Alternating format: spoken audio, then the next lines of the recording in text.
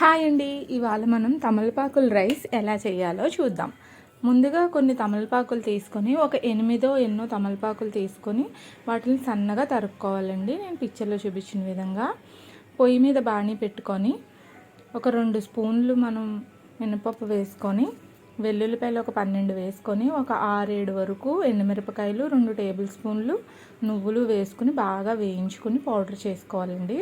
మళ్ళీ స్టవ్ మీద బాండీ పెట్టుకొని ఆయిల్ వేసుకొని, మీకు ఎంత కావాలంటే అంత క్వాంటిటీతో వేరుశనగుళ్ళు వేసుకొని, ఆవాలు, జీలకర్ర ఇవన్నీ వేసుకొని బాగా వేగనివ్వాలి.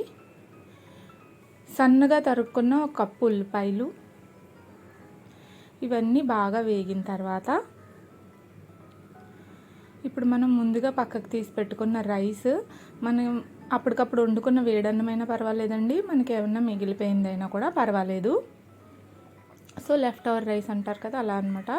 ఇప్పుడు కొంచెం ఉప్పు, పసుపు వేసుకొని ఒకసారి బాగా కలుపుకుందాం. అండ్ మనం ముందుగా పక్కన సన్నగా తరిగి పెట్టుకున్న తమలపాకులండి, అవి కూడా మనం వేసుకొని ఒక 3 నిమిషాల పాటు బాగా వేగనివ్వాలి. ఎక్కువ వద్దండి, మళ్ళీ ఎక్కువ వేగితే దాంట్లో ఉన్న ఘాటంతా పోతుంది. కాబట్టి ఒక 3 నిమిషాలు చక్కగా వేగనిద్దాం.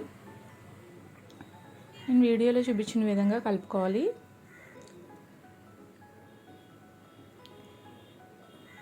చక్కగా ఇదంతా కలిసిపోయిన తర్వాత మనం తీసి పెట్టుకున్న రైస్ని కూడా వేసేసుకుందాం. రైస్ కూడా వేసుకున్న తర్వాత ఇంకా చక్కగా కలుపుకొని, మనం ముందుగా వేయించి పొడి చేసి పెట్టుకున్న పౌడర్ని కూడా వేసుకొని చక్కగా మొత్తం అన్నం అంతా కలిసేలాగా వేయించుకోవాలి. ఇప్పుడు మొత్తం అన్నం అంతా కలిసిపోయింది కదండి. ఇప్పుడు రెడీ అయిపోయింది తమలపాకుల రైస్.